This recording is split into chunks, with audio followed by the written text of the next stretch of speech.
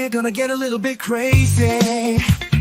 Wild and maybe even vulgar, if you please. It's after dark and we're gonna light it up. We got some fun in store for you, no tease. It's time for Midnight Edge after dark. A little naughty, will hopefully make you chuckle. But we ain't trying to hurt nobody, so get ready quick on the double, cause it's time for Midnight Edge after dark.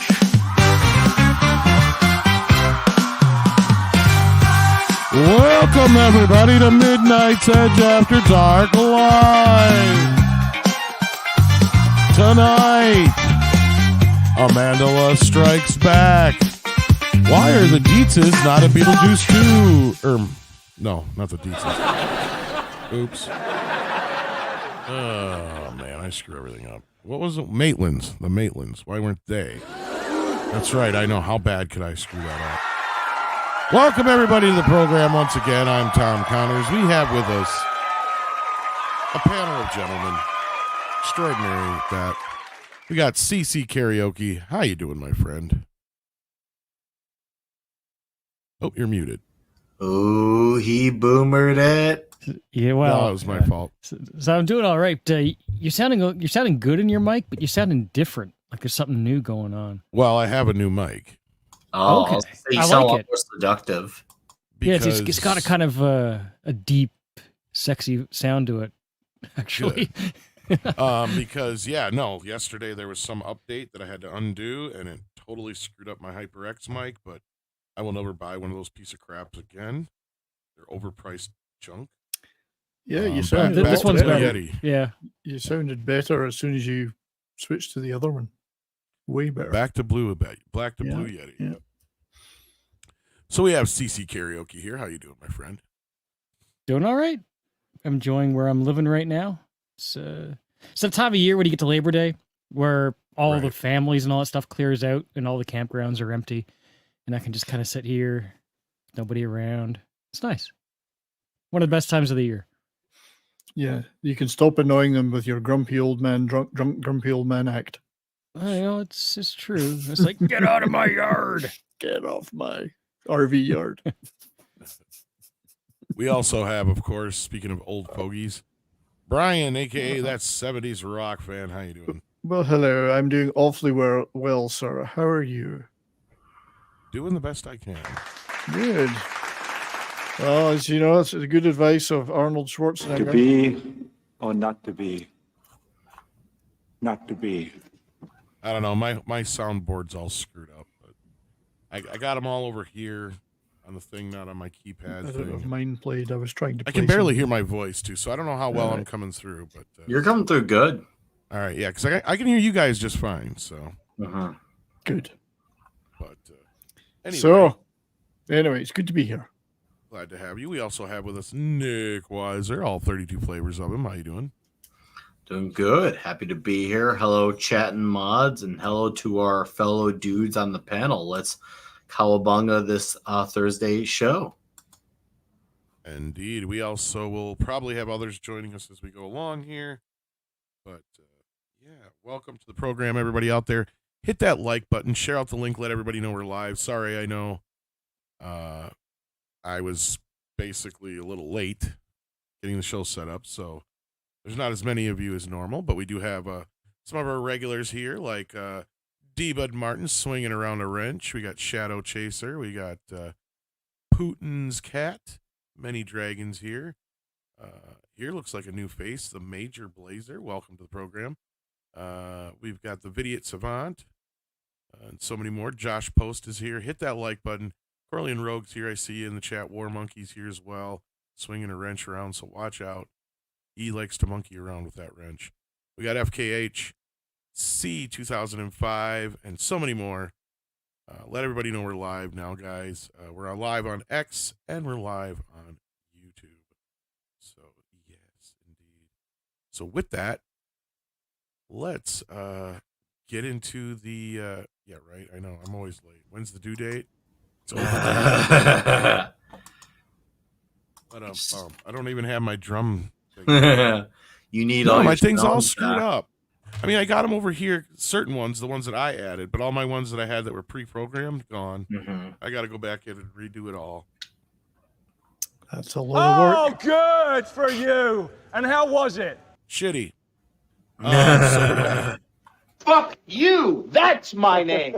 Well, speaking of Alec Baldwin, we're going to talk about him a little bit today. Ooh, Yes, indeed. let's go. So where do you guys want to start with this nonsensical nonsense? Let's start at the least nonsensical, Well, the and then least build our way, nonsensical? and then let's build our way to greater and greater nonsense. All right. I guess this is the most least nonsensical story of the day that I have for you guys. There's a documentary coming out on Trey Parker and Matt Stone reopening iconic Mexican restaurant Casa Bonita. Ooh, It's a trailer and a theatrical release. Ooh, go on. So MTV documentary. So let's check this out. It's going to nail us. But... Hello! Welcome to Casa Bonita! Anyone's parents divorced? People call Casa Bonita the Mexican restaurant Disneyland. When you grew up in Colorado, you just remember how awesome it was. When I was a kid, it was a dream that one day I could own Casa Bonita. I am going to Casa Bonita. I was going to say, of course, for anybody who doesn't know, they're huge fans of it because they brought it up many time on South Park. And Can you welcome, buy Bruce. it? Can you get a taco burrito then? Yes. Is Mikey in the movie? Yes. Okay. No, I don't know. How you doing, Price? Wasn't that a Madonna song? Good. How's it Casa going? Bonita? Something like that. There's a great episode of Cartman that him wanting to go to Casa Bonita and kind of screwing everybody else over. That's kind of the inspiration for them buying it. I guess they grew up going to Casa Bonita, and now now that you just came in just a little tad late, their price. What we're watching here is a new documentary coming out about the creators of South Park buying Casa Bonita and reopening it. Why do you think Casa Bonita is so important to Trey?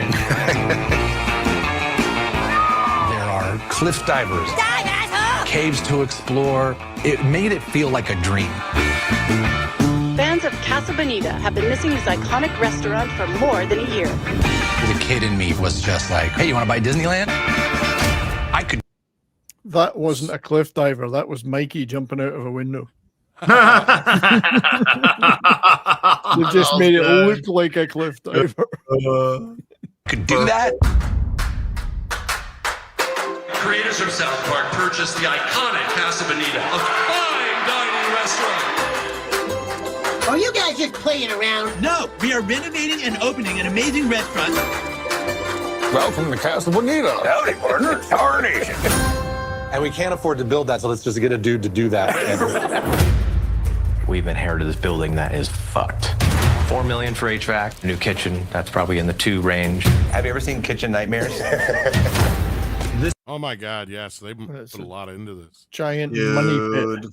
Yeah, I was gonna say this looks like air this, duct looks like. It's the most dangerous thing I've ever seen in my whole life. Hopefully, this documentary will pay for it. Yeah, I think it will. 2 days. I expect all the drama to cease. Oh my God, this isn't ready. Tensions are high. Is like a possibility that it just never opens. Yeah, it is. I've never done anything like this. Any savvy business person would say, get out now. That's not the point. I better go start making some new TV shows. Well, luckily that $900 million deal came in the middle of all this, I think, too. Is this a theatrical release? It looks like Yeah, it's going to be coming to theaters. Oh, They I'm also seeing have- this. They also have like $500 million each of them. I think that Yeah, that's what I was just saying. Yeah. even if before the deal came in, they were already loaded. And I'm sure that when they signed and wanted to do this, it was just some vanity thing that they wanted to do and thought it was fun. It looks like mostly Trey's taking it on, but yeah. So it will open theatrically in Denver on September 6th and then roll out to New York, Los Angeles, Austin, Boston, hey, that rhymes, and other select cities on September 13th, and it will make its streaming debut on Paramount Plus this fall. I can't wait. So some lucky individuals I'll get to watch see it. early. Yeah, I want to Dude, see that. looking good. Yeah. This looks good. I can't wait to watch this. This is Yeah, I exciting. See, remember- I'm glad we started off with this. This gets us in the good Yeah. mood. It does look good, but it is always disconcerting when you see them doing the voices live. And you can see them doing the voices like, okay, that's not how I picture Cartman and Kenny. And yeah, you guys actually doing it, you know. Yeah. No, that's because they speed them up a little bit. Or not speed them up, but pitch them up or whatever. Yeah. They just don't look. It doesn't look kind right. of like You shouldn't. they're kind of like old school Price of Reason. Yeah. Well, indeed. Which is the only Price of Reason. No, the pitch thing I meant. Never mind. Yeah. Oh, right. Yes. Sorry. Yeah, he used to have a pitch shifter, which I could do. I mean, but I don't know if my shit's set up like it used to be. Yeah, looking good though. Can you hear me, guys? Yeah. Oh yeah. Ah, Loud and fuck. clear. Oh, too good. All right. So yeah, no, this looks fun. I'm looking forward to this. Hopefully, is my audio coming through better? You guys were saying I was a little low in the chat, so It sounds okay to me. Yeah, it sounds okay to I me. put it on auto and turned it on to. Yeah, We'll it see was how just it getting goes. low anytime you were pulling away from the mic. I noticed that this is a very I have to basically stick this son of a bitch in my mouth like this. practically. It's just the way to say just it. rub it the right way. You know it. You know. Deliver You're yourself digging in yourself there. on the screen there. Yeah. Yeah, I Eventually know, you'll right? come full circle with it. Well, I can do circles. Bam. I need my bam. This is getting I pissy. know, It's right? pissing me off, and I don't remember how to program my thing quickly, so I have to go back and figure it You out. gotta Somebody must have reprogram. one. It's funny. I don't. No, but it's have like I'm that. back on the air on radio because I had to get right up into the mic on radio too. It was Well, I like the new mic tone, so stick with it. All right. They said I'm 5 by 5. I don't know what that is. 5. Deep throated. Gung. Okay, so yeah, it's very directional, obviously. So I don't know. Maybe I can. There's other settings. Now I'm kind of looking away. Does it sound any better, different, worse? It sounds like you're looking away. Yeah. So Okay. So Yeah, it doesn't make any we can difference. tell. We can Yeah, tell. this which is way the you're travel moving. version of the Blue Yeti. What I should probably do is just go get my old Blue Yeti out and or buy a new one whenever I have any money that I don't have. Yeah. So yeah. So we don't have any super chats. So we're just gonna move along to our next topic. It's transition. Let's see here. It's a transition. It's just a sweet transition. So you said crazy to not crazy? Least crazy to the craziest. I mean, I guess I don't know. These next two could probably go in either order. We got new Jurassic World photos and our first look at the film coming next July. Well, that's really So, soon. It's called Jurassic World Rebirth. So you got a guy screaming, Oh, okay. It's Rebirth. and you So- got people in the weeds there, including Scarlett Johansson. And Is it Jonathan. going to have exactly the same plot as the last 4? Yes. Would you expect anything I different? would not expect anything different. I never get it how it once again surprises them that the dinosaurs are dangerous. They're like, let's open up this park. What could possibly go wrong? Well, And then they're- Sorry. I guess this movie actually is finally supposed to start acknowledging what effect dinosaurs living on Earth would have. This actually jumps a few years ahead from the last film. As far as I know, Chris Pratt and Bryce Dallas Howard have nothing to do with it. Gareth Edwards is taking on the directorial duties, it sounds like. And it will be produced by our favorite, Reggie! And Patrick Crowley, a pair of longtime veterans of the franchise. That's right. He got away from Kathy. Dennis L. Stewart and Jim L. Spencer are serving executives. So yeah. Look, I didn't hate the last 3 films. The only one I hated was the second one. They've just been kind of forgettable. Yeah, they're just Really? kind of forgettable. They're like mostly harmless otherwise, aside from the one that was in the mansion. Yeah, because they have insisted on keeping, roughly speaking, the same location and plot. The Or all only of them. one of the new trilogy that I like is the first one, the first world. one. Yeah, I do enjoy that one. I didn't mind. rewatched it for my first time since I saw it in the theaters, and I still enjoy it as a nice, solid like popcorn flick. I didn't mind the last one because they had the original cast in it, and they actually had them all working together. And it's like, oh, this is what Force Awakens should have been. Oh, I didn't think it was that great. It was okay. Yeah. It was at best, but I mean, at least we had the OG cast being proactive with the new cast, and that part I respect. And I like the fact that we had dinosaurs taking over the world. That's what I've been wanting to see for a while. But well, indeed, that's where it needs to go. They were okay. They just weren't particularly memorable. But when they say that it's about the dinosaurs' impact on the Earth, what do they mean? I wonder. Yeah, how much more damage can the dinosaurs do? Well, assuming that this is still set in the same universe as the previous 6 movies, how much more can they do? Maybe they're finally going to get revenge on the asteroid. yeah, it says the official synopsis is Scarlett Johansson, Jonathan Bailey, and the not Blade will be in Jurassic World Rebirth, and it'll see an intrepid team racing to secure DNA samples from the 3 most colossal creatures across land, sea, and air. 5 years after the events of Jurassic World Dominion, the planet's ecology has proven largely inhospitable to dinosaurs. Those remaining exist. Oh, so now I'm not too happy about this. So there's not going to be even that many dinosaurs. Those remaining exist in isolated equatorial environments with climate resembling the one in. So this is all going to be about climate change. Yeah, they need to actually accelerate climate change to help the dinosaurs. That's what I was wondering. But also, they're going to exploit them for a drug to benefit humankind. Yeah, those remaining exist in isolated equatorial environments with climate resembling the one which they once thrived. The 3 most colossal creatures within that tropical biosphere hold the key to a drug that will miraculously life-saving benefits to humankind.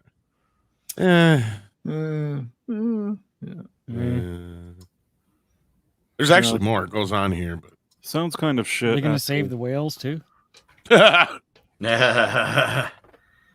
Johansson plays a skilled covert operations expert. Sounds like something out of a Marvel movie. Yeah, right. Pretty much. We need equity inclusion for the dinosaurs. That's right. They're going to have some jiggery pokery in there about climate and other stuff. But yeah, it looks like humans are once again exploiting the dinosaurs for their own uses, for their own purposes. Leave the poor dinosaurs alone. Leave the dinosaurs alone. Dinosaur rights. Dinosaur lives matter. They do. Wow. Price, CC, you've been a little quiet. Anything you guys looking forward to this at all? No, I wasn't quiet. I said it was shit. Oh, you did. Yeah, you did. Yeah, you did. I'm personally overwhelmed. I enjoyed the very first original one. The second one, I like the second one. You know, where they went and trashed the city. That part was all right. You see, we needed more of that. That's what we needed. In the same way that they never bring the damn aliens, never brought the damn xenomorphs to Earth in Alien 3, we needed more dinosaurs in cities. So basically, I agree with you, Brian. Because that's what I actually like about Jurassic: The Lost World, the second one, the original second one, or the Lost World. Yeah, because like when they get to San Francisco, that's when the movie's awesome. But really, they they only stick on the dock area, though. Really, can't remember now. Didn't they just stick around? It was kind of around there. Well, he ran through San Francisco. Yeah, it was just the main T-Rex though. But yeah, so then when you get to Jurassic World, like the part I wanted to see was like 5-10 minutes of the movie, and that's when the dinosaurs actually take over the park. Yeah. Like finally we're getting to what this should have been, years ago, and then just it ends because then they do their thing. Then that next one after that is in a mansion, and they're like having auctions selling off the dinosaurs. I'm like, what the fuck is this? Like, and so that movie was and that's the one that had the kid that was the clone or whatever, and it was just so stupid. They should have done a Jurassic World Gladiator 2 crossover and have gladiators fighting dinosaurs in the Colosseum. That would have been a good movie. Yeah, and then the last one, like I said, it has its moments, but it's still carries some of the issues over from the last film. Now, on that note, Michael Nemo sends in $5. Thank you so much, Michael. That's very generous of you. If you'd like to be a part of the conversation, this is a good way to do it. That still from Jurassic Rebirth looks like a remake of Baby Secret of the Lost Legend. Oh, shit. It kind of does. You guys aware of that movie? Do you know what it is? I've heard of it. Old Disney movie. I may have seen it years ago. Yeah, It's like back in the possible. 80s. It had Yeah, The possible. Greatest American Hero and trying to remember, was it Sean Young? Yeah. Oh, Sean okay. Young was in it. It's starting to sound vaguely familiar now. Yeah. Yeah, let me. I've seen it once. Hang on, I got that picture here. They could also have the dinosaurs roaming through a city, creating havoc, and then Godzilla comes in and destroys them all. That would be the perfect crossover. That I can get into. That I can With get Kong into. right behind. Yeah. Yeah, so who remembers this? I actually have this movie. Okay. Yeah. I don't know if I ever did see it. It's got the Greatest American Hero in it. Yeah. Wow. Secret of the Lost Legends. Thank you for the super chat, Michael Nemo. Yes, that was a blast from the I'm past. surprised Canon didn't make that movie. It felt like a Canon, like almost like if Canon was making a kids movie. Yeah. I mean, yeah. It's borderline like TV movie quality with the effects, but Yeah. Well, Patrick McGowan was in it. yeah, I mean it was a theatrical release and everything. I think it even got top Spaceball cards and stuff, or movie cards, whatever you want to call them. Probably better effects than anything today. What, really? Come on, that's not very nice. Honestly, it looked like I don't know if they ever had like a dinosaur world thing at Disney World, but it honestly felt like they had like this dinosaur ride at the park and they were trying to promote it with this movie. So like half the dinosaur effects were using the animatronics from the park. They look so okay. The baby itself doesn't look so bad. Jerry Like mother and stuff, like yeah. Jerry Goldsmith did the music. I wonder if he actually did it new music or just stole some leftover bits from other movies. It's a fun and decent enough movie, but you can tell it's very 80s and it probably doesn't age very well. Yeah. With the effects, but I mean, it's a pretty basic story. Like William Cat and Sean Young are like these scientists, and they stumble upon a pack of brontosauruses or whatever, and the mother gets killed or whatever, and so they end up running away with the baby, trying to escape this. I can't remember if it's a company or whatever bad guy that wants the baby.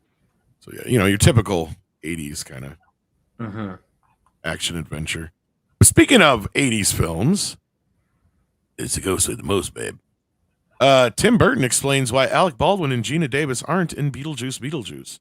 Fuck you! That's my name! Oh, Lord. You are worthless, Eric. Alec Baldwin. You know that, right?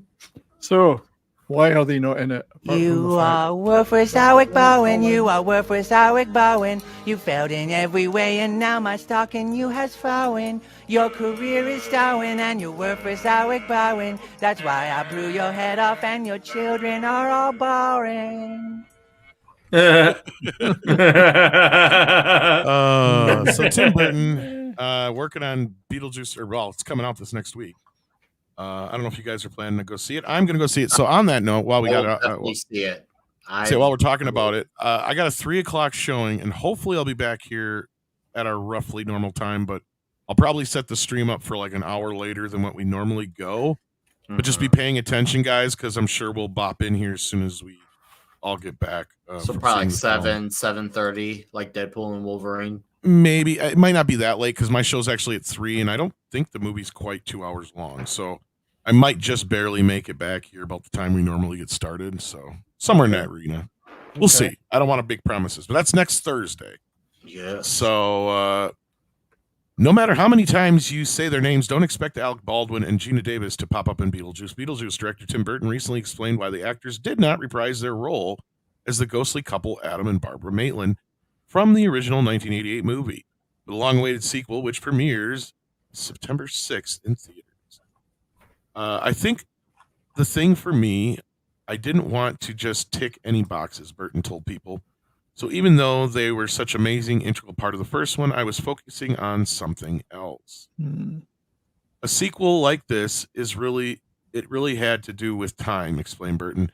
That was my hook into it. The 3 generations of the mother, the daughter, the granddaughter, and that would be the nucleus of it. I could have made this personally back in 1989. I couldn't have made this personally back in 1989. So yeah, so let's be real.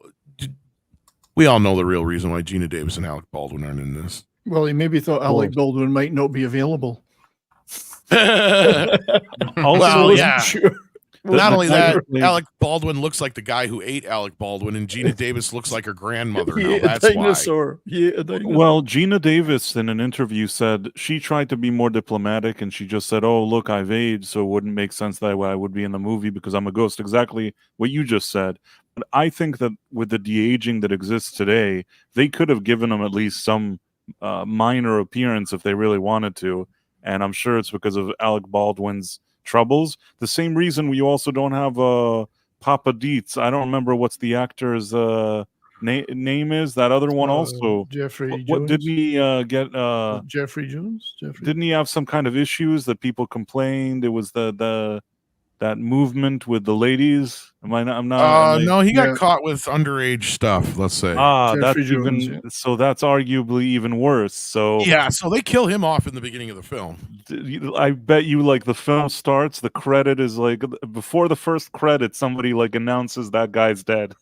No, that's the funeral they're at in the trailer. Right, exactly. Which is weird because then wouldn't you think you get to see his ghost? And where's his ghost? No, you will exactly. never see. That's what I was thinking. I'm like, are they making up some reason why he goes straight to hell or what?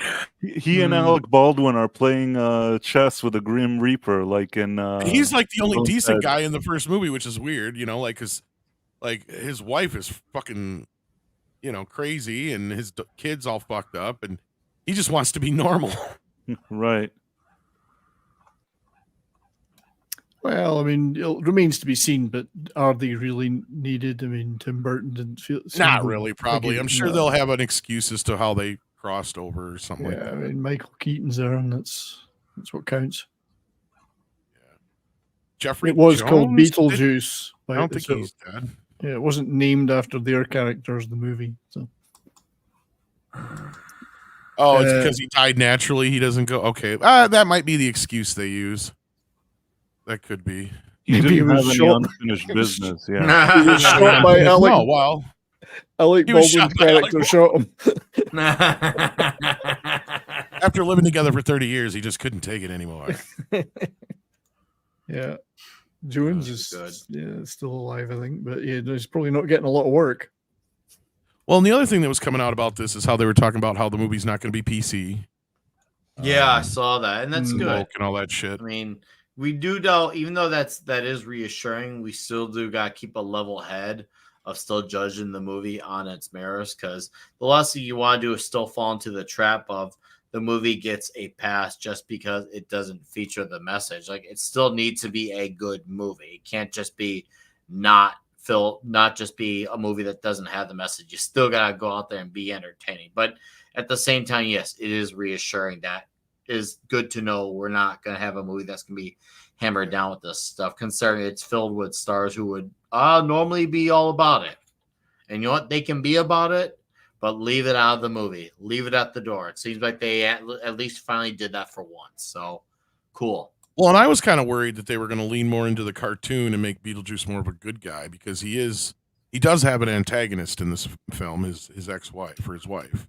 Mm-hmm. And it does seem like him and Lydia kind of team up, all of the cartoon. So I was like, oh boy. But Michael Keaton himself insisted that he not get much more screen time, or much that the story wouldn't revolve around him nearly as much as you would think for a sequel, considering he wanted it to be similar to the first film. And he also commented on the PC nature. But did you guys see the clip from Hot Ones yet? Yes, did see it. Not yet, no. Okay, well, let's check that, because this gives me hope. This actually feels like old school Beetlejuice. It was pretty good, I thought. That's just me, but I thought it was pretty good. So let's watch it here real quick.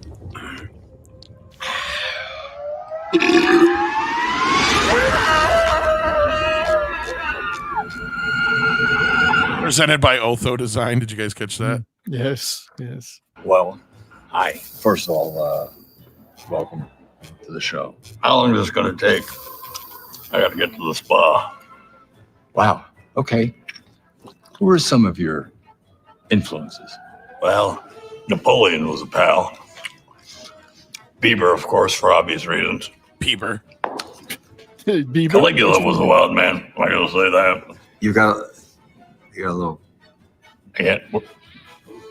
Right here? Yeah, never mind. Let's up the ante. Superb. You've been haunting this metaphysical astral plane for over 600 years. You ever allowed yourself to, contemplate the infinite nature of time? Nope. How are the ribs, by the way? Sounds eerily reminiscent of a guy I ate in Seattle. You sure you're okay? Yep. Because I got a question for you. Who the hell are you? Very meta. Keaton's looking good. Is he drinking the hot sauce at the end there? Yeah. Yeah, he's drinking the hot sauce. Yeah. That was fun. That was fun. That looks fun. It does. It's funny, this one got a PG-13 rating, and the first one was only PG. Well, a PG. A lot has changed. A lot has since changed. now and then. Back in the day, you could get away with a lot of stuff in a PG movie, whereas now you have to put all these trigger warnings and hand out tissues at the entrance and stuff.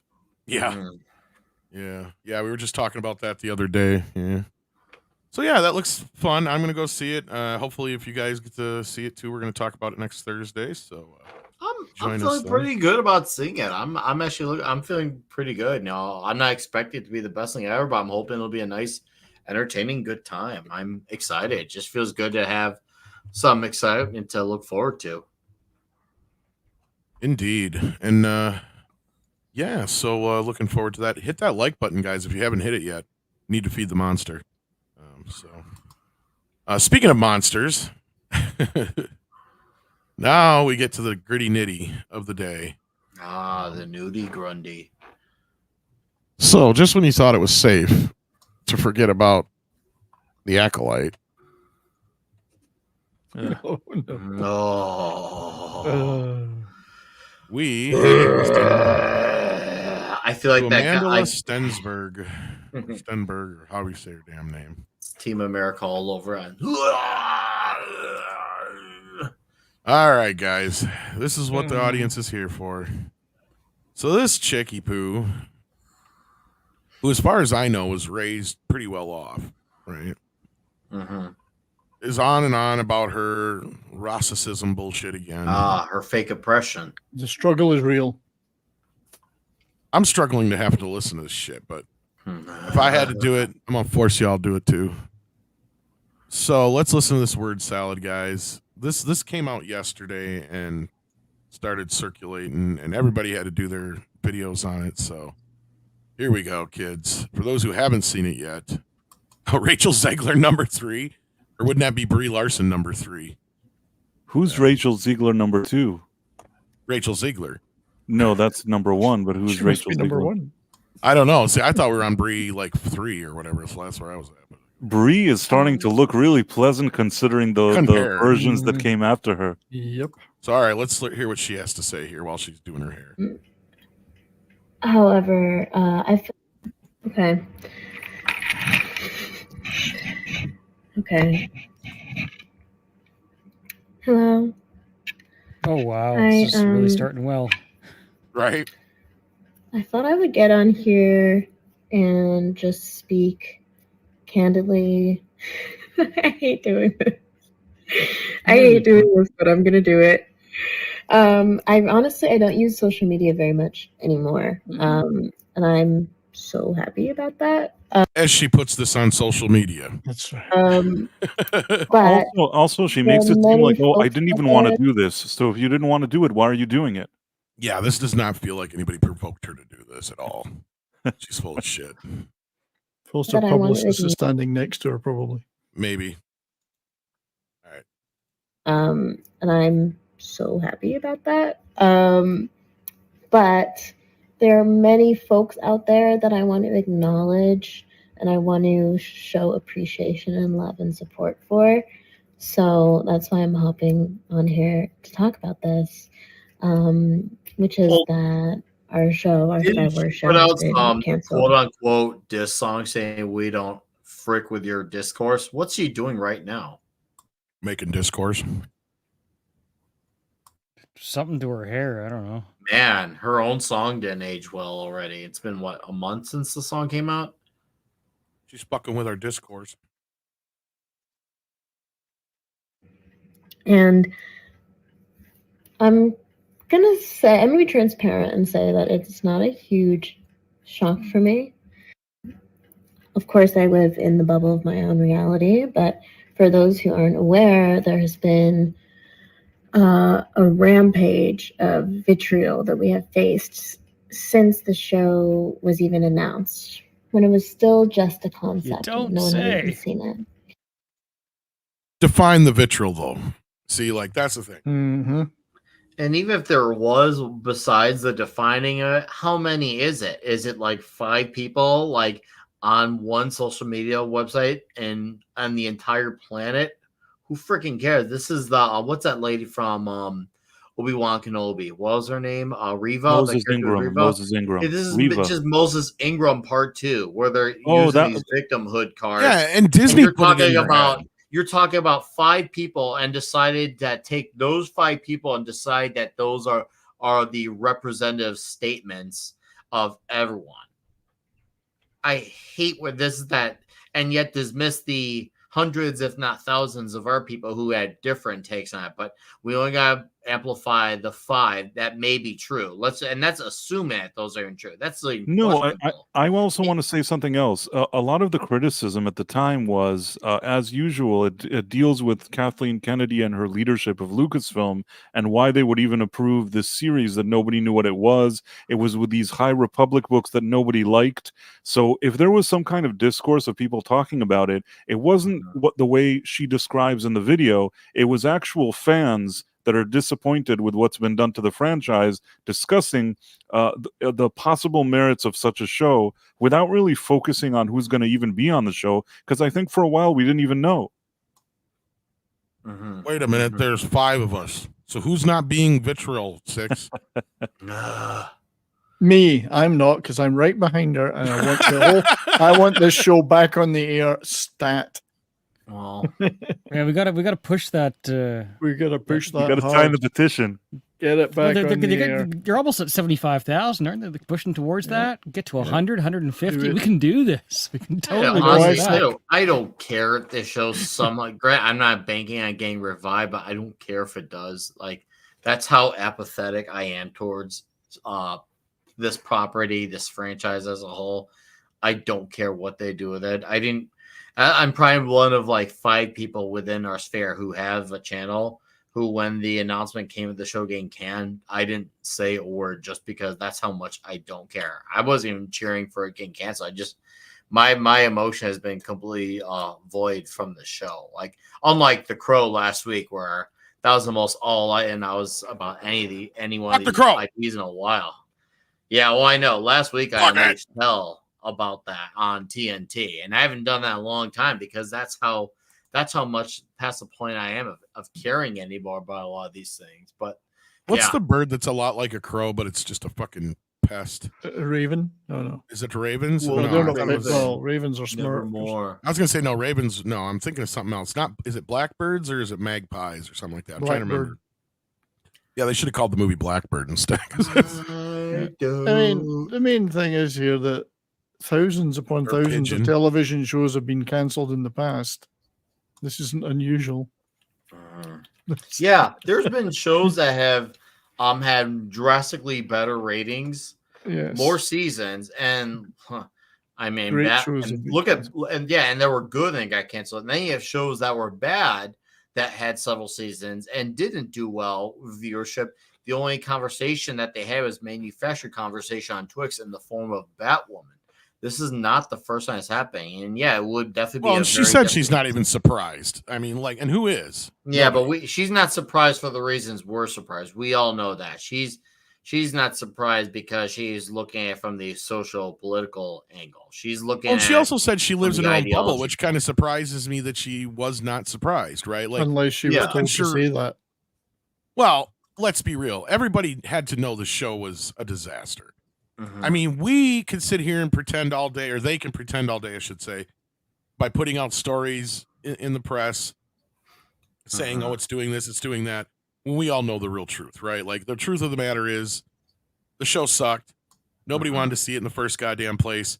She was barely even in the optics of people. That's the funny thing. Until she did her fucking discourse video, I had no clue who the fuck she was. Yeah, never heard of her until this show. Like, because I didn't watch the goddamn show, so I had no real frame of reference of who she was. I remember some people saying that the most I remember anybody saying about her prior to her fucking discourse video was when people said they didn't think she was really doing anything to differentiate the two characters, the two twin sisters, right?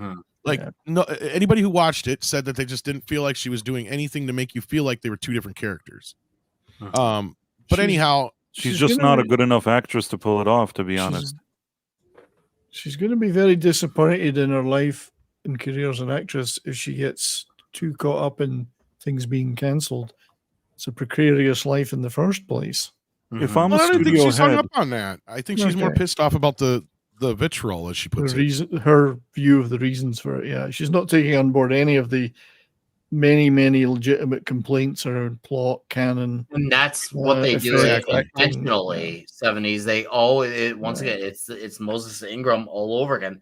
They ignore or pretend like those points don't exist, so they can focus on the 3 or 4 that may be actual, real extreme viewpoints, assuming that they do exist, and they decide to once again put them all in a bubble with the ones that don't, and decide to use this stupid collectivist argument that this is the viewpoint that represents them, even though it's not. But they know that a lot of people aren't going to look into their homework and actually look into this. Hey, this is actually like 5 people said. They know that they can say practically anything, and people who have their brain deprogrammed and watch stuff like The View, they know that they're going to take their word for it magically just because they simply say so.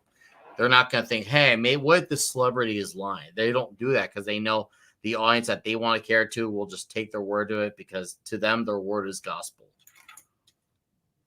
I think that right now there's probably studio executives that if you ask them publicly, they'd say to her, "You go, girl. You go, girl." All these ists and phobes, you got to put them in their place. And secretly, they will never hire her. Anybody with half a brain, even the quote unquote wokest executive, is going to say, you know what? This girl is too much of a headache, and she doesn't bring the value for this kind of bullshit. That's my opinion on it. That is another issue with this price, because like it's one thing when you have someone who's like this, but then you have the people who are above them who are encouraging as well. So that you have no one to keep each other in check about it. It's just all people on the same page about this, and not a good on the same page, but the bad type where you're supposed to be in a professional industry where you're supposed to portray pretending to play characters. Part of your job. And I've hate people you try to use this. Oh, but they're doing free speech. Well, at our regular jobs, we don't get to talk about all these dumb things that all these celebrities do. And I don't want to hear that. Well, it's a economy, different industry. If these people are going to talk about want to be held to the same and equal standards, then they should be playing by the same rules as we do as well. Otherwise, then we should be able to say what they can say, except not the other way around, where celebrities get to go on and signal all they want. Whereas if people like that at our normal jobs day, we'd get canned for it. Either everyone speaks or no one does. I'm tired of this freaking double standard. Yeah, so let's keep going, because we barely got a minute into this goddamn thing, and there's 8.5 minutes of it. Woo! That's when we started experiencing a rampage of I would say hyper conservative, bigotry, and every time, every single complaint, it always somehow magically someone who's on one political aisle. I want proof. I want fucking proof. A handful of idiots that may well do that. See what I say when I 'Cause say you know what? they collected in a bubble? They act like this is all about some political thing. Like there are people who are left, there are people who are center. There's people who don't give a rat's ass about politics, and they have complaints about it. But they brush them all as one because to them, anything that doesn't go in favor of their ideology, it must mean it's alt-right, the alt-right boogeyman. I'm confused though, Nick, because I thought there was more of them than there were of us. Yeah, I know, right? So anyhow, yeah, no, like again, jumping to the boogeyman, the instant boogeyman, it's the alt-right, and I want to see the proof. And you want to know why I think one of the reasons why they won't show us proof other than there is none is because they know for a fact that if they showed us that proof, we'd condemn those individuals. Yep. Can't condemn That's something. why. And it's undoubtedly that there will be a few idiots. There always is in any sphere how that will say everything stupid is. things. Of course, I'm not saying she Yes. didn't possibly get, some bad shit, but you know what? All those people are fucking idiots. We do not condone that type of rhetoric or whatever you want to call it. The calling their product crap to them is the equivalent of attacking them. That's the problem personally right there, on- Brian. Yep. Yeah, that's they absolutely equate that with an attack on other grounds. At this point, we might as well just take the title alt-right, run with it, because if you think about it, how many things do they not like and they label alt-right? At this point, the alt-right, if you want to even claim that it's real, is far more diverse than the alt-left is, because you condemn a lot of things, and a lot of things are pretty different. I think by that default, the alt-right is far more diverse than you claim to be. Well, just demanding Imagine quality, that. demanding quality entertainment is now labeled as alt-right or whatever. It is. You're right, Brian. And speaking of quality entertainment, I know you said you had to roll on us here real quick. 'cause you're gonna Unfortunately, I go- do. Dinner's ready. I gotta go eat. It's been a blast, though. And enjoy the rest of the show, folks. Thank you all for being here out there in the chat, and we'll see you all next time. I'll see you next time. The guys here will see you right now. Yeah, we're going to keep going. We got a little bit more to talk about. We got All right. a bunch of video to get through here.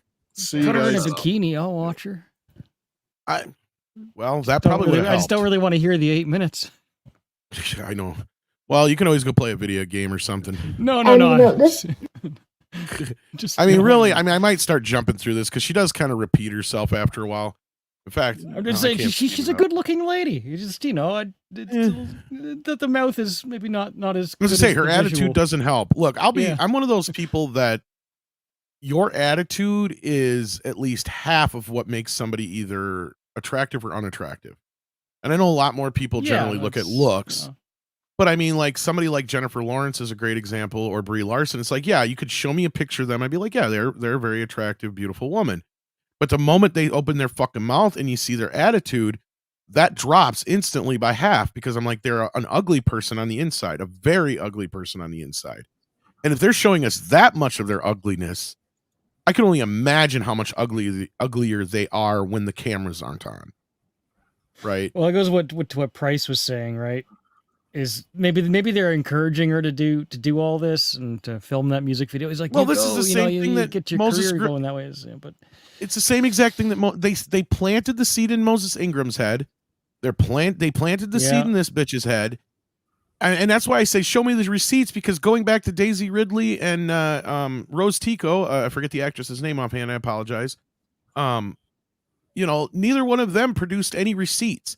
And both of them came out later and said the complete opposite of what the media and Disney and all the others were trying to push, right? Like Rose Tico's actress, she even said that if you read what she actually was saying, she was talking about how the industry treated her and how the industry made her feel about her body. I don't see her anywhere talking about any vitriol from the fucking Star Wars fans. But then you jump to Moses Ingram and this bitch, she is directly coming after the fans, right? Kelly Marie, thank you. That's the name I was trying to remember. Thank you. So let's keep going, guys, because I know this is long. Jesus. It really affected me when I first got the job, because it's just not something, even though I anticipated it happening, it's not something you can fully understand what it feels like until it's happening to you. However, I feel like I've kind of moved through those feelings in various ways, including being vocal about it myself. For me, it just became a situation where there was no option but for me to honor my sense of ethics and my belief system and my value system while being in this very unique position. It was kind of like I had this very unique experience of experiencing the world at large, which is, of course, hyper divisive right now, through the. And why is it hyper divisive, lady? That's the thing that y'all won't acknowledge. I'll give her the benefit of the doubt here that she sounds really young when she's talking right now. Like, she's got a lot to learn, and there's a little bit of self-reflection that it does seem like she is kind of learning on the fly. Maybe 10 years from now, she will actually be older and wiser, but by then, you know, she's got a career, you know. Stephen Mack's right, though. She's honoring her ethics by twerking. Yeah. But no, I'll give her that benefit. Like, there's a little bit of self-reflection going on here. Like, she is a bit young and stupid, and I think she kind of knows that. But, you know, you don't want to bury yourself in the meantime. But the problem is Jerry Gordy puts out here, and this is just it. Most of these kids, they're 25 going on 15. That's the problem. It sounds like it, yeah. And to the note earlier, ActionCom made me laugh here with $5. Thank you so much for the generous super chat, ActionCom. And if you'd like to support the channel, don't hesitate to send in a super chat. ActionCom says with $5, Hannibal Lecter, School of Beauty Standards. It's what's on the inside, a lady that counts. Well, I mean, to Jeremy Winfield's comment in the chat, I mean, I think it's about, like, as well that she's manipulatable, right? She's obviously buying and she's drinking the Kool-Aid. And I think sometimes, you know, as you get older, you're less manipulatable. You're not, you kind of figure it out. But some people do get older and they never figure it out, right? Maybe she'll be 60, 70 and she'll be like, you know. The only way she's going to be able to get in that position is if she breaks out of the bubble. That's the only thing. As I've said many times on many shows, the only way you're going to notice you're like truly in a bubble is if you actually break out of it. Because even though she said it outright earlier on that she has her own bubble, I don't think she understands how deep it actually runs. Yeah, you could acknowledge that you're in a bubble, but unless you try to pop that bubble, nothing's going to change. Exactly, Nick. Yeah, and it wasn't like I if you had told me when I lived in Chicago, I probably would have even outright denied it myself that I did. But it takes for people to actually, you know, move out from these big metropolitan areas where people are most very way more light on thinking than they should be, to realize there's so much more to the world than what's going on in Chicago, LA, New York City, like by a landslide. And they don't realize that. And they rather pretend that those areas just don't exist. And they frown upon areas like that, which is absolutely asinine, because without middle Americas and a lot of small town areas, the truck drivers and all that stuff, you wouldn't have all the things you have in the big city if it wasn't for middle America. And that's a fact. That's a cold, hard fact. But Chicago people take things for granted. Or just big city. I don't know why I said Chicago. Sorry. Being from Chicago. No, but city, no. You get the point. Big city people take a lot of what they have for granted. Well, and I'm looking at her resume, and I'm still trying to figure out why she's such a big deal. She's done voices. She's done a few things here and there, TV shows. But I'm looking, she has nothing but Hunger Games back in 2012 is like the only thing on her resume. You know why, Tom. Let's not pretend. And The Hate You Give is the only other movie I've heard of that she's in here. In the Spider-Verse movies, she did Rio too. Those are both voices. Other than that, I have not even heard of some of the other shit she's been in. It looks like I've never even heard of this shit. Oh, Sleepy Hollow, the show, but I don't know how much she was in that. Okay, but otherwise, yeah, I've not heard of any of this crap that she's in. Anyway, let's see what else she has to say here. The lens of this very, very unique opportunity of being in Star Wars. And it brought up a lot for me, a lot socio-political dynamics, a lot about my own value system, how I respond to that kind of hatred, how I move through the world at large.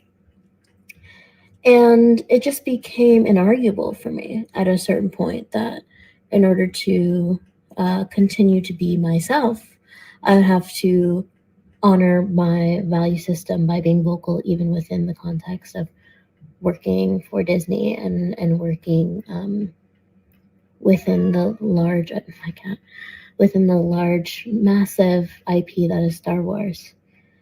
On that topic, I just have to say it has been an incredible honor and dream for me to be in this universe.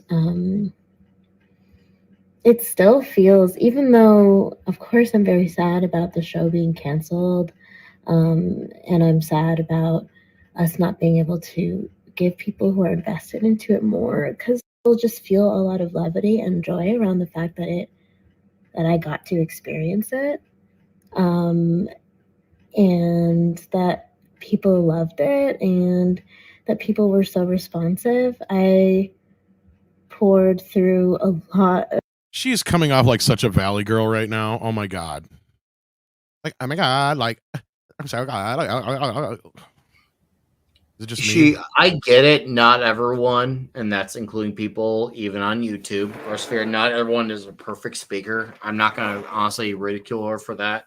But if she really, really want to say something to it, I can't believe I'm saying this, but she may as well have someone in a PR write her up a statement. I was going to say, she may not be a public speaker, but she's supposed to be an actress. Yeah, right. and No, and she might be one of those people. Maybe she does have a skill that we may or may not ever see because she's in horrific product. And yeah, maybe and that or DEI or a little bit of both. Who knows? Regardless, though, this is one of those. This, I guess, now kind of justifies why some people have a PR release instead of them doing a video, because you see if where DEI stands for dick eating idiot. Oh, sorry, did I say that out loud? Shit. Yeah. Sorry, Nick. I didn't mean to do that. No. It's all good.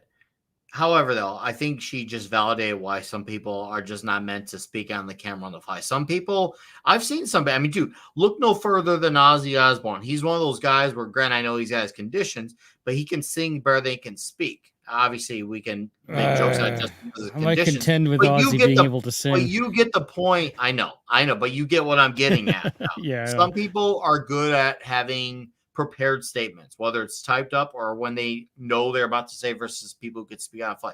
Maybe in her defense, she's one of those people. Maybe. That's me trying to be nicer.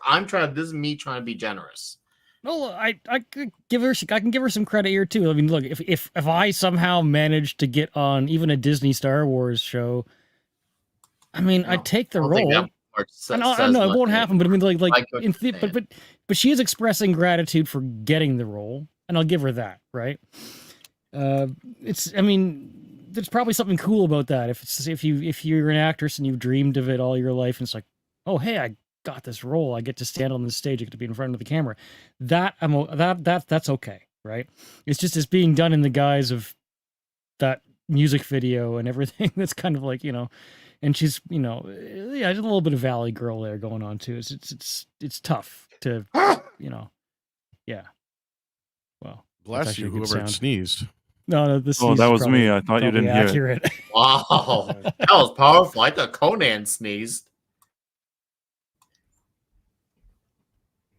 I don't hate everything she's saying here. It's just it's definitely colored by what she's done previously as well, right? Yeah. The music video is pretty cringe. It was, and we do have hard to shake that.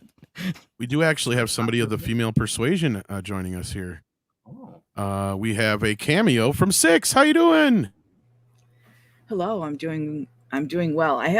I've never actually watched this entire thing before. Oh, really? When you first sent it to me, I only watched maybe the first third of it. So it kind of sounds like a bunch of the same thing. Like if you put it into AI, I think there'd be like 4 sentences that it would. You're probably not wrong. Summary. I mean, honestly, I probably could have just used the clips that Andre used because I think he went through it pretty well and picked out the things she's saying that she just keeps repeating and repeating and repeating. And somebody sent me something in the background here. Looks like she might have kind of got her up and coming into the Me Too movement because she had accused somebody of SA She didn't name the individual, it sounds like. And she said, to me, it's often trade-offs of being invited into spaces by these sorts of cis straight men and getting their approval was the acceptance that's what I had to do to contribute. And that was the value of my body as a woman. Wow. So basically she's admitting that she did it on, okay, whatever, lady. You just admitted you use yourself as equity, basically. But anyway, moving on here. Let's get back into this video. Because yeah, she's said basically it's all our. Oh, where did Six go? She'll be back. Brings me back to the Ozzy comment, because Ozzy, I'll give him that credit. He treads that line really well of just not giving a shit. Oh, he's probably like, halfway there. I mean, he did. What didn't he like drink his piss a few times? I mean, yeah. I'm sure that's starting to drugs finally probably collect up in his brain a little. Still, it's just like on the one hand, you get someone like this who really buys in and wants everyone to love her, and so she'll say all these awful things to fit in, and then she's hard to work with. Or you get somebody who doesn't drink the Kool-Aid and is hard to work with, and that key point is in the middle. The people who just know to stay the fuck out of it, you know. Yeah. Well, I'm just sick of people making accusations and not naming names. That's what bothers me. Yeah, but if you do that, you actually solve problems. And if you solve problems, they can't keep the victimhood train, which is really funny considering they call everyone who isn't like them. They like to throw that term grifter around, but yet it seems like they are keeping quite a bit of a grift going on themselves because they don't want. Oh, Six is a victim of the recent update. Oh shit. Oh no. Yes, I had to say. That's why I had to switch my mic, is because of that stupid update. But all right, let's get back into this video here. In the meantime, we're only literally halfway through. Different iterations of fan art and ship art and fan theories and things that were just so beautiful and filled my heart with joy.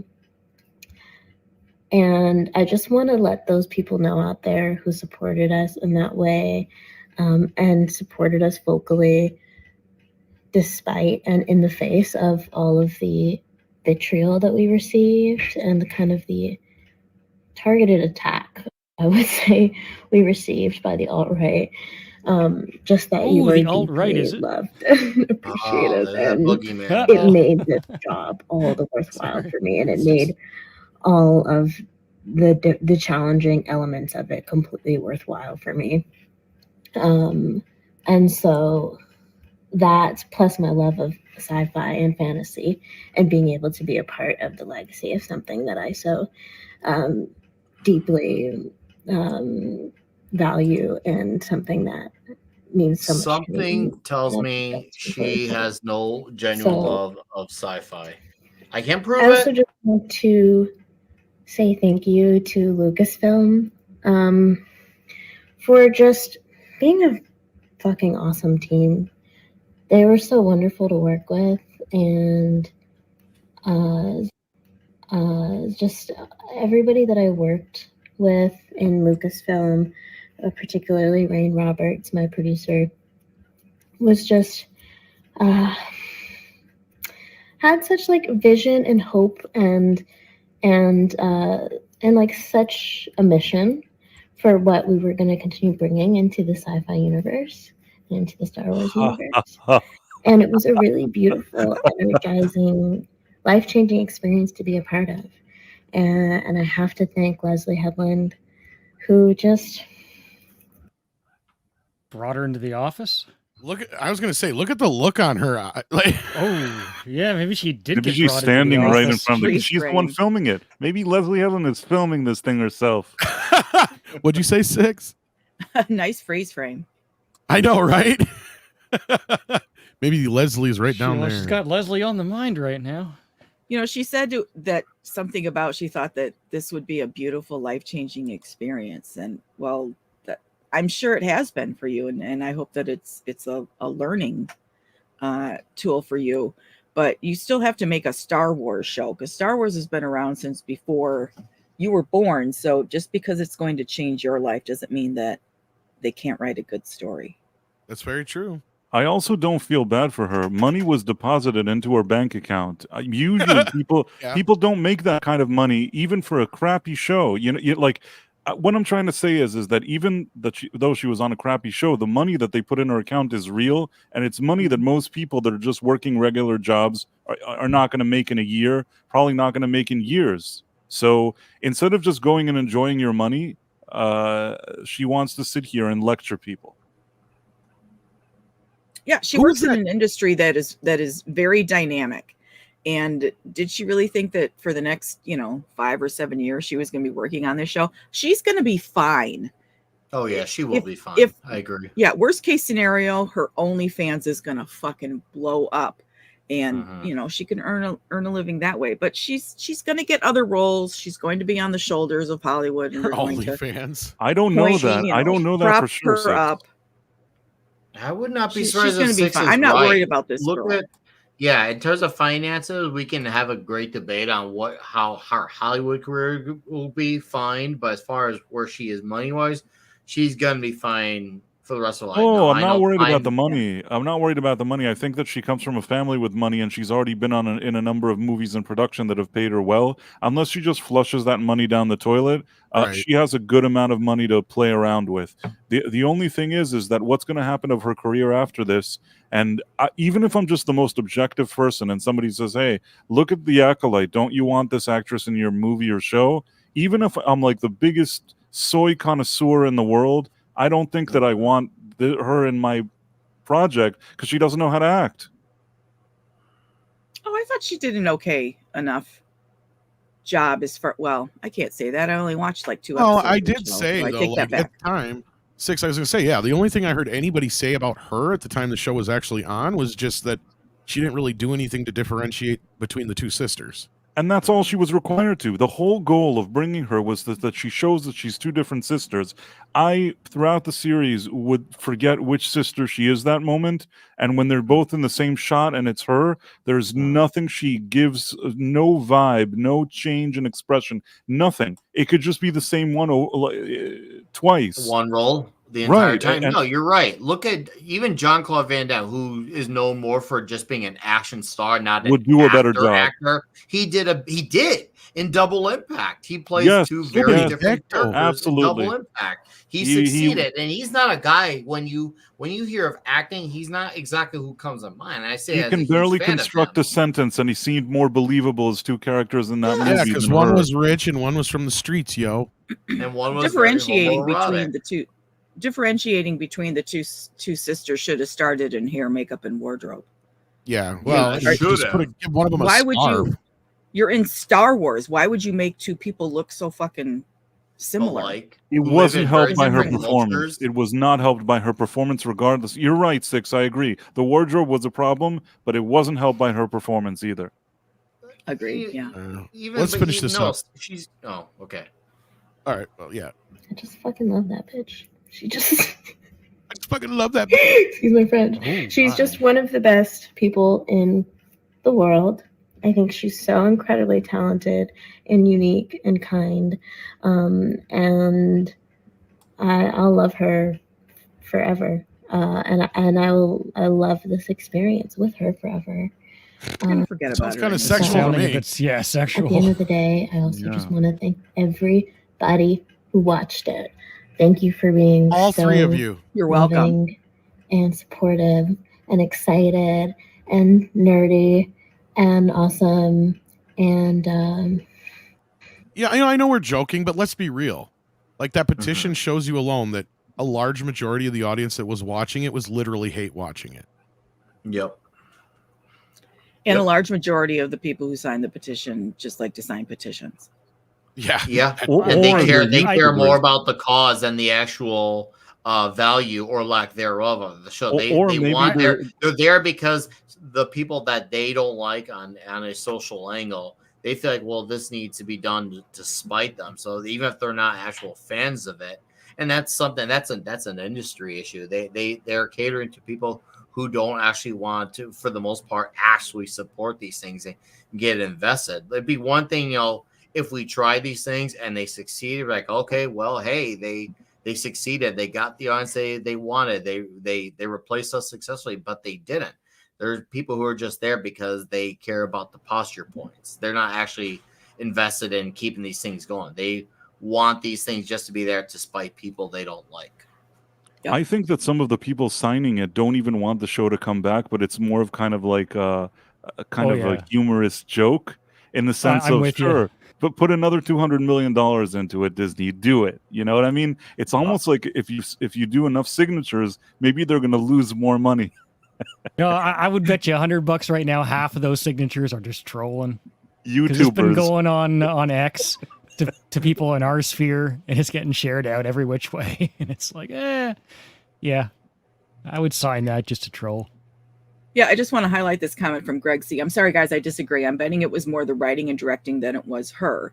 Again, she did what she was asked to do during the shot. That's actually, I agree with you, Greg. I shouldn't say that's actually, it's not like this, out there view. And I respect you saying that in this crowd. Everything together was garbage, but because she's the one on the screen, she's the one on Instatick, whatever, making this hair video, we are coming back. We are coming. I feel like I'm coming down on her. Probably. How old is this girl?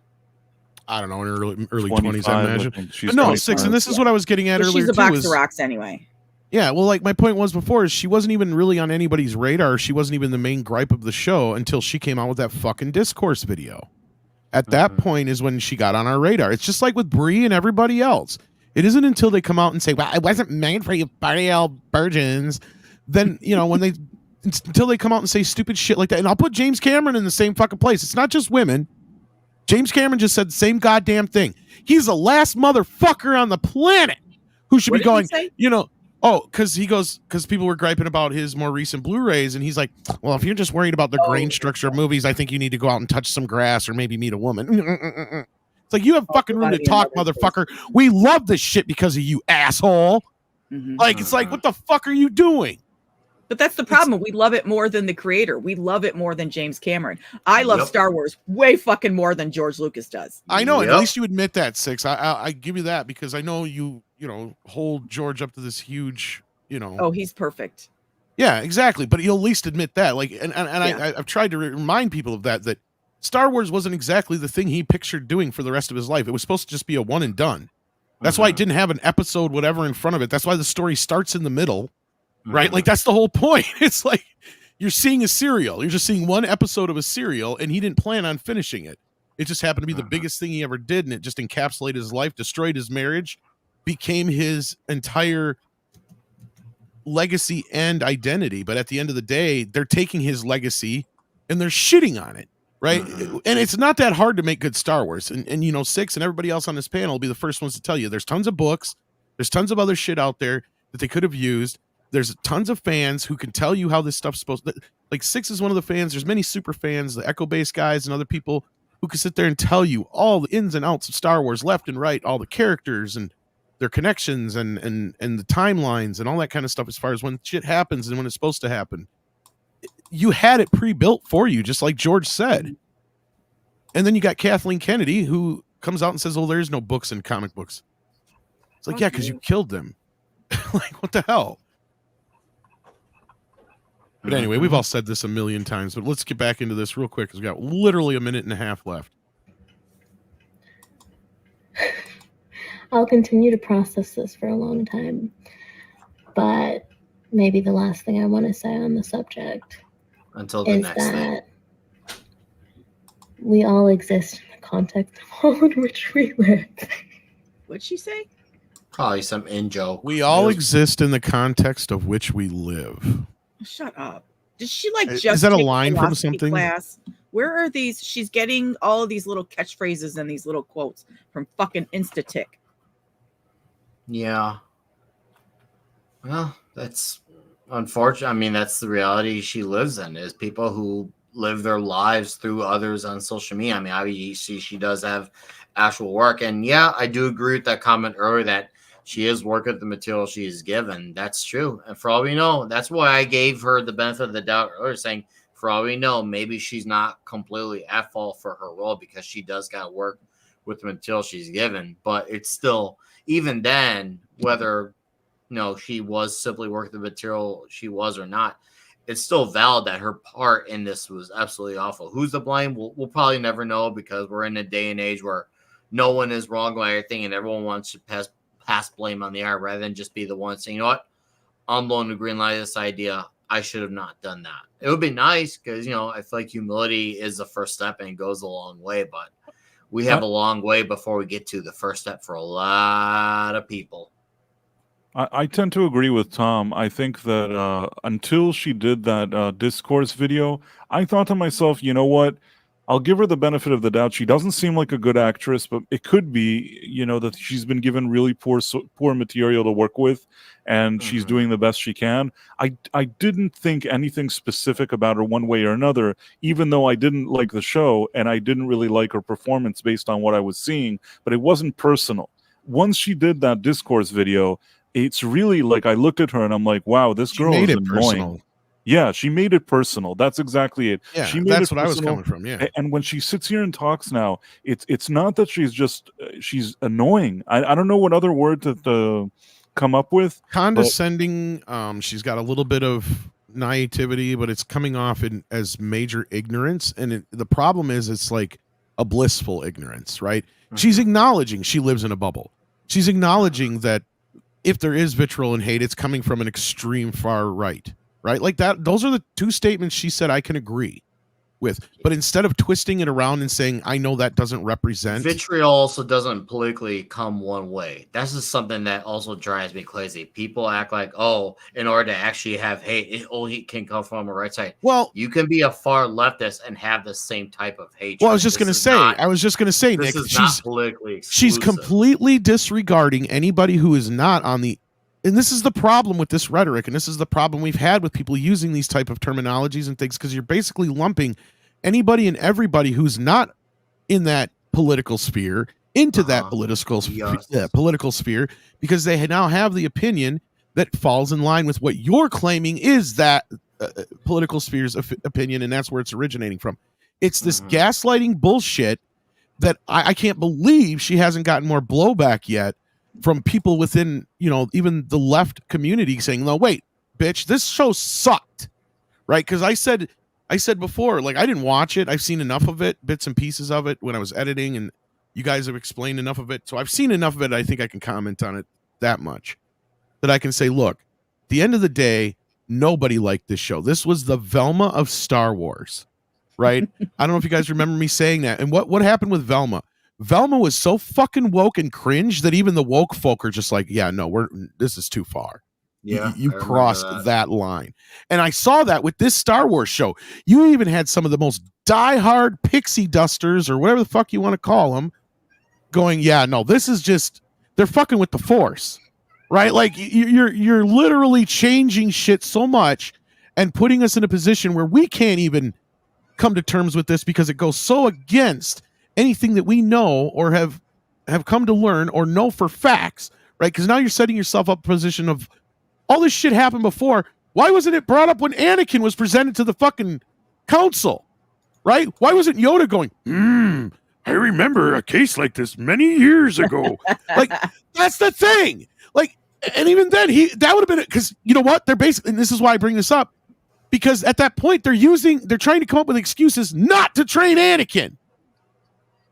And he could have sat right there and said, this is a specific example of why we shouldn't train this kid. Because the last time we had a fucking Virgins in the Force, this shit happened. Right? Like, that's the stupid thing about, they didn't even think this shit through. And I know I'm preaching to the choir. I know I'm saying the same shit everybody else has said a million times before. But that's what I was trying to say about this show. This show jumped the shark. It pulled a Velma, whatever fuck you want to call it. And for God's sakes, if there's anybody who's not, obviously, and most of us aren't in the far alt-right, because well, you know what the far alt-right is? It's fucking white supremacist Nazi motherfuckers. Right? We're talking like people that are, I've met one before. They're scary as shit. And I told my friend, I said, don't ever take me back to that guy's house again. Because I didn't even want to be in the same room as him because of the way he fucking acted, the way he was talking. You could tell that this guy was going to fucking shoot up a school or something at some point because he was just fucking insane, right? And the same goes, the problem is you have 10 times the amount of people with the same kind of mental issues on the left that don't acknowledge it. So now's the time to stand up and say, I'm not one of these crazy motherfuckers. Because that's what we've been doing for the last 5 years now. And I hate getting political on this, but she's making it fucking political. Kathleen Kennedy's been making it political. Lucasfilm in general has been making shit political. Leslie Headland's a very political person. In fact, what she's just laughing about right now, and this is what's getting me to my whole point, is she's using a Kamala Harris speech line. You're bringing too much politics into Star Wars. And that's how these people live. Their lives are their social and political lives. That's the thing that they're surrounded by is when people are saying, oh, everything's political. No, that's BS. When you're for the first person who goes, okay, you go an apple. Are you think about politics when you're cutting an apple? No. God. There's a lot of people who go, look, Star Wars always has had political backgrounds. Yes, it has. But even George has revisionized his history of it. The original Star Wars was not based on Vietnam like he claimed later in life. It was based on World War II.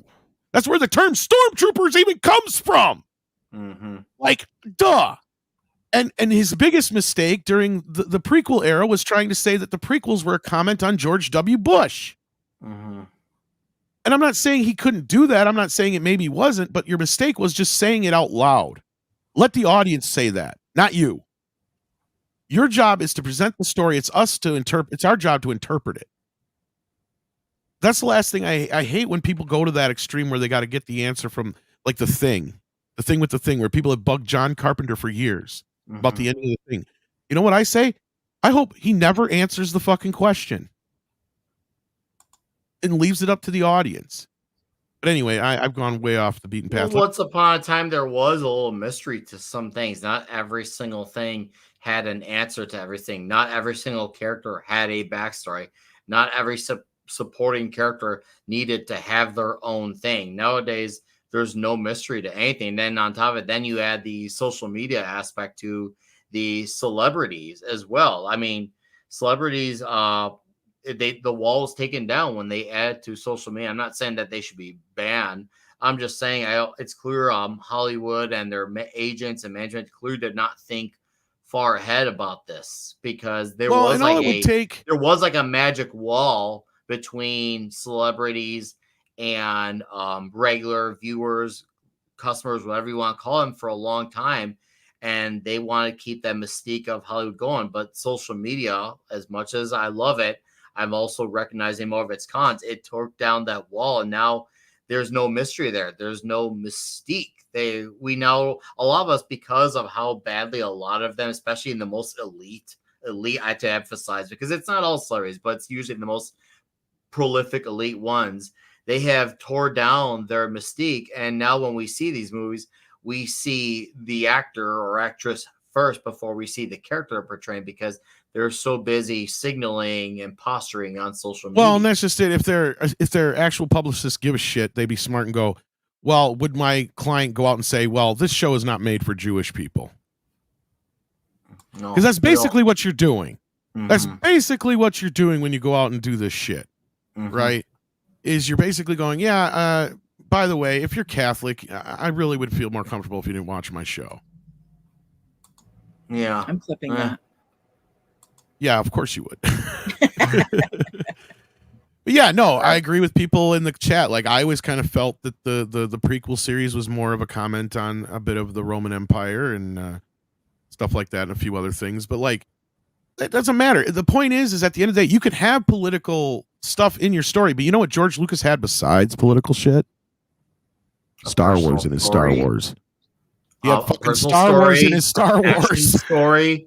Yeah, that's the thing. They act like even with these slight political angles, there still wasn't, like, the politic, if you want to call it that, was not the dominant thing in these stories. Instead of it being the meat, it was like the mayo. Exactly. Yeah. You could say even it was a condiment at best. You're right. It was a condiment. It wasn't the thing that the story led with. There's still personal stories. There's still the battle stories, and those things are a lot more front and center in these things. No, and Daniel's right. And this is not just a Walt 101 about Hollywood. This is just in general. Like, before I ever got into any of this shit, like I've said it before, in the last few years, I've talked more about politics and all this other bullshit than I ever have in my entire life. Same. If I could undo the fact that we can live in this world that was not so obsessed with it, if I had the power to undo it, I straight up would. The golden rule with dealing with family and friends has always been don't talk about politics or religion or sports. And the latter only has a good exception because generally you know who your friends are, into the same sports team as you, right? You can't always guarantee who's going to be the same religion or political leaning. You can't tell. Things weren't so black and white even 10 years ago. And that's the problem, is they're trying to make it so black and white. But anyway, we literally have a minute left. I've said that now for a minute and a half, but yeah. But I'm serious.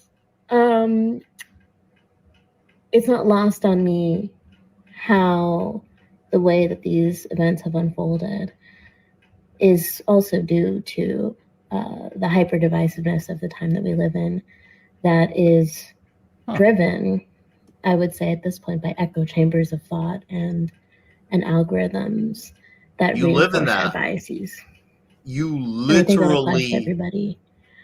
But I think live in that in a particular sect of people, it manifests as a lot of fear for what is changing and a lot of hatred for anything that is other. Okay, not this once again. I want the defined hatred, because if you're saying, okay, I don't like mashed potatoes, are you going to say to someone, oh man, that's a hateful statement. How dare you don't like potatoes and gravy? Oh, the horror.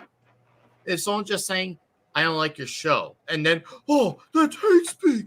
Ooh. This is insane. How we take these broad statements and make it, once again, blow out into everything.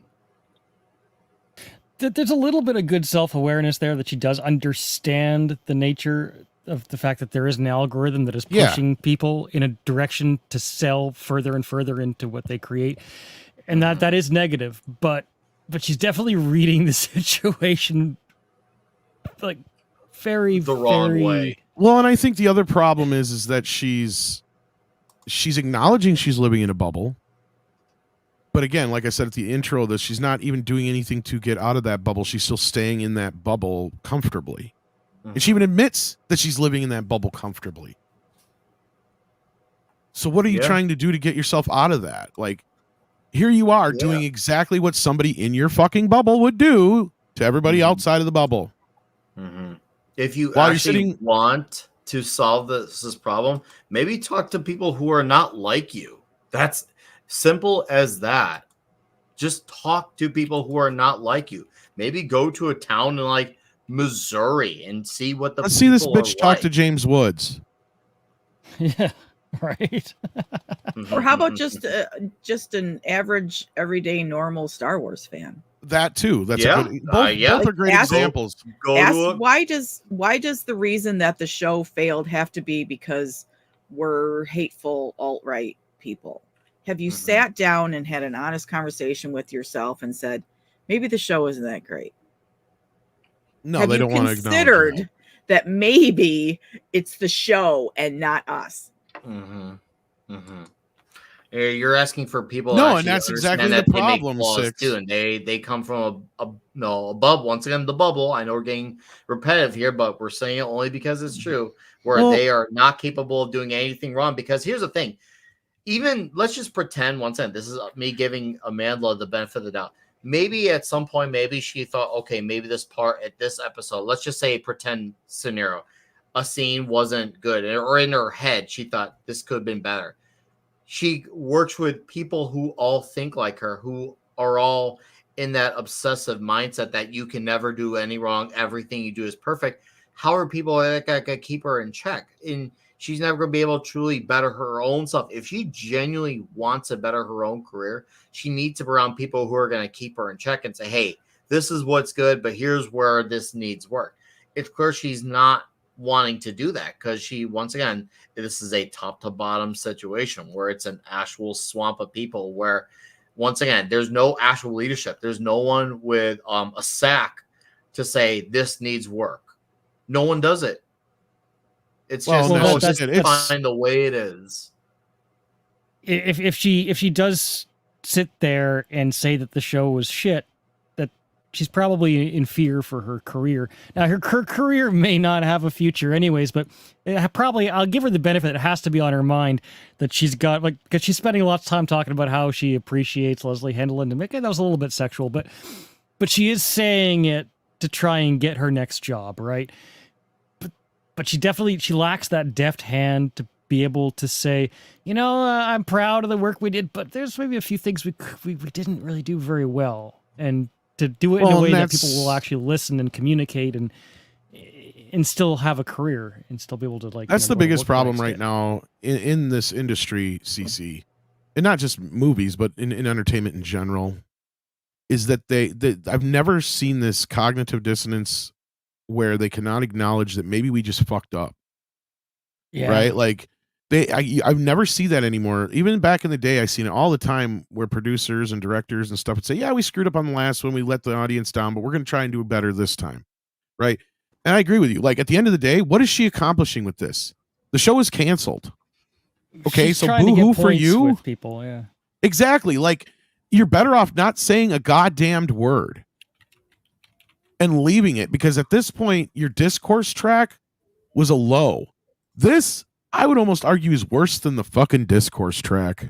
Yeah, this reminds you of the discourse track. If you happen to have forgotten it, it reminds you of it, and this is somehow even worse. I think there's a certain political candidate right now who seems to understand that not saying anything or being heard by anybody might actually be a good way to get hired. That's what I love about it's like, look, well, like, if I can for a moment, like, not to have like a quick like little jab at some people who tried to tag me in Tarantino saying, basically giving the excuse of, like, with Kamala not talking to the press, it's like, well, when you're winning, why would you screw that up? It's like, do you not see that he's low key calling her fucking stupid? Right. He doesn't believe in her at all. Exactly. He's saying as long as she doesn't open her mouth, she's got this in the bag. Why would you fuck that up? Because Tarantino ain't stupid at the end of the day. Like, I'm not going to sit here and pretend that he's not a lefty, right? I mean, he's been in the industry long enough. Yeah, he's at the very least, he's left of center. At the very least, I think he also lost some respect because he got a lot of shit for his last two films, right? You had a lot of people come out and say that, how do you feel like you can get away with doing this kind of stuff and nobody else can? It's like, why not just do it? Right. And he got yelled at for using the N-word so much in the last two movies. And I swear he did Hateful Eight on purpose as a response to Django. Like, because he got so much flack for Django. Mm-hmm. Right. And that was pre-woke. Mm-hmm. Yeah. Yeah. Yeah. Django came out in 2012, I think it was. And Once Upon a Time in Hollywood, people in the press, some ladies were asking him why Margot Robbie doesn't have more dialogue. Oh, yeah, yeah. Well, of course, I jumped over it. Yeah, I was talking about Hateful Eight, which is the one where he has... Right, but I'm saying in general, I agree with you. All the press have been annoying them with their woke crap. So I feel like, he's not an idiot, like he said. It's like, you want to yell at me for using something? I'm just going to keep pushing the button now. Like... But anyhow, he's still a guy who still cares about making movies first. Yeah, he'll say something dumb politically. Usually when he does, though, it's very... it's very very few and far between. They are very seldom because he's so busy on his passion of actually being invested in making movies. You know what? That's fine. Even if I absolutely reject his statement, at least he has that going for him, that he's still about making movies first. And he knows how to treat the press. He still knows. And on top of it, here's another thing. He does work with people who are not like him. Politically. Oh, absolutely. He's worked with a few of them. And that's another thing. You can still have those viewpoints and he still works with those people. Okay. No harm, no foul. I'll see your comment, say that's stupid. And for 2 minutes, move on. What I love is he knows how to treat the press, especially with his I reject your hypotheses. That's referring to the, Once Upon a Time in Hollywood deal and the other shit. Like, I mean, he just drops it on him like usually. He's just like, fuck off. Well, he knows how to play the game. But he also doesn't disrespect his fans. That's the difference, right? Mm-hmm. Like, I don't see him going out there saying, well, if you don't vote for Kamala, then you're not a Tarantino fan, Like, he's not saying something like that. No, like, even John Carpenter was smart enough to know, And that's what I loved when he said, like, me and Kurt, we don't see eye to eye on shit when it comes to politics. But we get along. We're best friends because we respect that. And Watch that's the them thing have a we've lost. conversation together about movies. They basically just sound like two guys who obviously they have known each other for a long time, but they talk like guys who are best friends who share a similar love of something that brings them together. Because I mean, that's why those two worked so frequently together, even though they didn't see eye to eye. And trust me, you want to talk about two very extremely opposed viewpoints. I mean, Carpenter was basically like a 70s hippie. And Kurt Russell is a conspiracy theorist, probably very hard libertarian. He is very as anti-state as it He's gets. basically a Reagan Republican. Exactly. Yeah. Yeah. He and they still love working together, still speak very fondly of each other. And it seems like Russell will only make certain movies to certain sequels only if Carpenter's involved. You know what? I respect the hell out of that. He's like, we don't just get to make this just to keep it on. No, if it ain't Carpenter, then I don't care. And that should be the freaking Oh, and standard speaking of for one Tarantino, Kurt's been in like the last couple of his films. So there you go. Yeah, yeah. Mark's 47 has been here for 40 months. Holy shit. That's a long ass time, Marks. That's practically a marriage.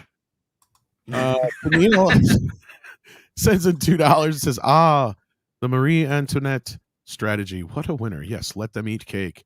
And thank you again to Neil for sending in another $5. It says, but Nick, you don't understand. Talking to people outside my bubble might challenge my worldview and therefore constitute as a hate crime. That's funny. Yeah. All right, let's finish this up. Yeah, and nobody challenge talks. myself to continue questioning what it is that I digest, and think critically about what shapes it. And let's vote, y'all. Let's vote. Yeah, at least you didn't say let's vote vote. for certain people, but we know what she means. We all know what she I think that's all I have to say. I think that's all That's I have all. to say. That's definitely all she has to say. Yeah. What she had to throw that in there. She had to throw that in there. Of course she did. So that tells you what the you got whole to throw thing in was that about. signal. She got to throw in the last minute signal before she went out. She had to throw that in there because once again, these people can't. It's like this whole social political obsession is become for a lot of it's become their personality. Like if you take that out of them, they are as literal NPCs as it gets. I know that term gets kind of thrown around a lot because they hear a talking point, download in their brain, and then repeat it. But for some people, they're going to become literally that when they take that out of their personality because they don't know who they are without it. Indeed. I think digging that this her freeze frame generation job. uses videos like this instead of writing in their diary, like maybe I did when I was her age. Well, this is basically the world's diary now. Yeah. Yeah, they have all these feelings and they need to process it, quote unquote, and so they just decide to go public. What were you saying, CC? I say I'm digging your freeze frame job tonight. I know my freeze frame game is just on all night. I gotta admit, I'm agreeing with that. Yes. Somebody else said something earlier too. But yeah, so it sounds like Six is going to be having to leave us here soon, and we're going to wrap things up here anyway. Again, I want to thank everybody for being here tonight. Hit that like button if you haven't already. They are free, so don't cost you a thing. Six, thank you so much for popping in as a Star Wars fan, and it's always fun to get to hang out with you. Is there anything you wanted to say as a final thought on Amandla and anything you got coming up here? I think she left. She said her phone was having issues, so she. But, I know she had to run away. Yeah, that's why I was like trying to. Oh, okay. So she's running to get her cord, probably. Yeah. All right. Well, Nick, what you got coming on? You gonna be on TNT tonight? I will be on TNT in a little over an hour, and of course tomorrow night, Klobby's Comic Shop. We will be having Mr. Mike Barron on, who has written some great indie books, and of course some great. Essential Marvel and DC books. He wrote what many people consider one of the best Flash runs from Wally West and one of the best Punisher runs. And of course, greats indie stuff like Nexus and Florida Man, and of course Gooding. So yeah, should be awesome to hang out with them, get to know the man more personally, and of course there'll be alcohol, there'll be drink, and talked over comics. So it's been a fun show. It was good to allow some frustration about Hollywood bubbles.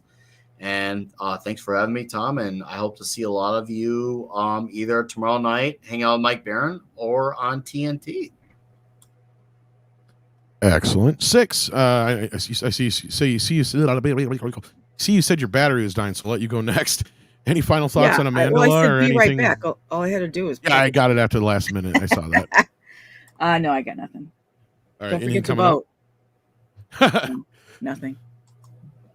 All right. Well, thanks for being here. It's always fun to get to have you on. We'll see how drunk I get tonight. Oh, you're getting drunk? See if I go live. That's cool. Ooh. I don't drink. I'm just kidding. Uh-oh. So, wait. So you're going to go live not drunk? Yeah, Okay. maybe. All right. CC. Karaoke tomorrow night. We're back on. I might be drinking. What? Karaoke? Yeah. Well, I have internet here and power, so Oh, that's exciting. yeah, let's sing some songs. That's triple exciting. Usual time-ish, sometime in the evening. 8, 9 We go Pacific. boo into the microphone for you. So excellent. I'm looking forward to some karaoke tomorrow night, hopefully. And Price, last but not least, you got a show later on tonight, do you not? Actually, in about an hour, right? Yeah, first of all, there's Quantum Leap Revisited. That's on my live channel, and that's at 10 p.m. And then at 11:45, which also should be on my live channel, there is The Night Owl, which it's a late night stream that I do. Also, for those who haven't checked it out, I did that Blink Twice review on my main site, my main channel, and that's still available if anybody feels like watching it. And basically, to sum it up, once you blink that second time, you should just keep your eyes closed because the movie sucks. Probably, yeah. All right. So thank you so much, guys. You've been awesome tonight. Hit that like button on your way out. Don't forget to tip your waitress. And What always do you got remember. coming up, Tom? I am either going to bop into TNT or I might just watch a movie. I don't know yet. I hope you come into TNT. Oh, I'm going to come. Don't get her pregnant. Oh, baby. Wrap it up. That's what she said. Literally, wrap it up. Wrap it up, pull it out. No glove, no love. And then put it back in, and then pull it out again. What? Woo! That's all. Correct the mundo. Man, And with that, I got molested in the little boy's room.